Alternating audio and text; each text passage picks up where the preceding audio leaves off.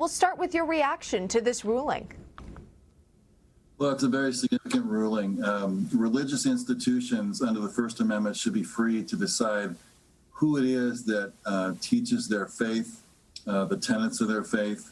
The Ninth Circuit had sort of cabined that rule to those who had a particular title or a credential, and it fails to recognize the religious diversity that we have in this nation.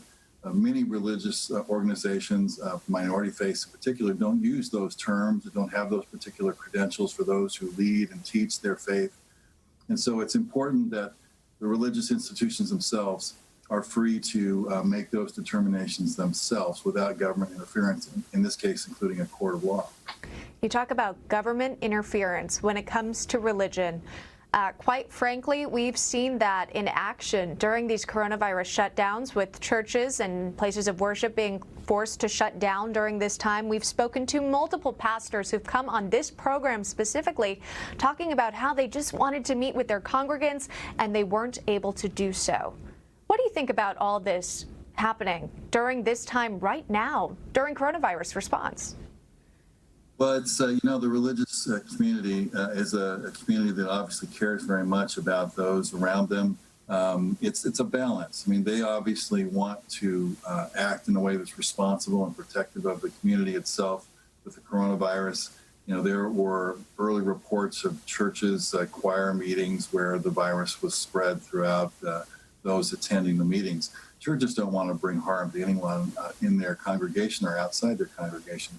But at the same time, there is the First Amendment protects the right of individuals to gather and to practice their faith. And so in Alaska, we balanced those. I think we did a good job of balancing those interests to allow churches and religious gatherings to meet, even during the sort of a hunker down time frame that we had, and just trusting the faith communities to do so responsibly and to act appropriately. Yeah. I want to bring in our panel now of the day. We've got Jennifer Nassour, Republican strategist and former chairwoman of the Massachusetts Republican Party, and also Brandon Straka, founder of the WalkAway campaign. So we've got Kevin, Jennifer, and Brandon, and thank you all for being with us today. Brandon, we'll start with you here, because in California, we've seen Governor Gavin Newsom actually banning singing in churches, and yet people are free to protest on the streets however they like. Right. Yeah, well, Oh, go ahead, Brandon, and then Jennifer, we'll get to you. Yes, it's an interesting long list of double standards that we're seeing right now, from what we're allowed to do and what we're not allowed to do. I think that I very famously was shown that recently on an American Airlines flight when I was removed from the flight for not wearing a mask. But meanwhile, the same people who are chastising me are praising and enabling and championing people who are going out and gathering by the thousands, not social distancing, not wearing masks, because according to the rules of the progressive left, if you are quote unquote fighting racism or any sort of social cause that they deem to be acceptable, then you really don't need to follow the rules. That supersedes anything that has to do with the crisis, with coronavirus, or any sort of danger that people might be in. However, if you would like to exercise your faith, if you would like to exercise your constitutional right to go out and gather and protest the shutdown, protest the economy being shut down, these are not causes that the political left has deemed acceptable reasons. And therefore, you're going to be demonized, you're going to be vilified, and in many cases, you might even get canceled. Yeah, I guess that's always the fear, right? The fear of being canceled. Everyone has to wonder about that now, and the outcomes of that. I mean, people lose their job over things that have gone viral. Jennifer, you were going to say something, and I just am interested to hear your thoughts as well about this sort of double standard that we're really seeing play out when we're seeing these protests and gatherings, but that's only if it's outside of potentially a place of worship. That's okay.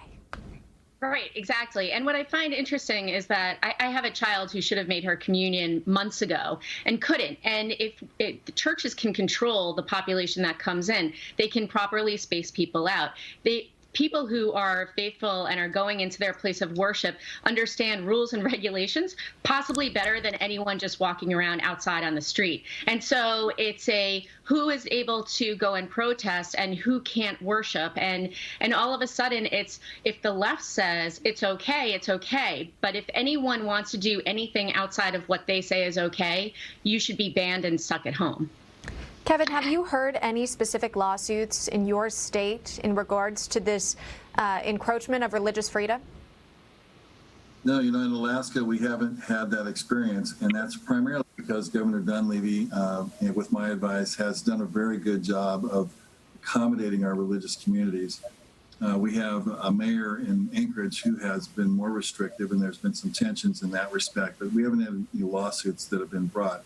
But I think we've done a really good job of making sure that the government shouldn't be in the business of picking winners or losers or picking those who are favored or unfavored. Speech is speech. Religious gatherings are gatherings equal to any other gathering, and in some ways more protected because the First Amendment specifically protects religious freedom and religious liberty. Yeah. Interesting to hear your perspective on it and to hear what's going on in Alaska as well. Kevin Clarkson, thank you for coming on the program today. Jen and Brandon, please stick around. We've got a lot more to talk about in today's show. Coming up, as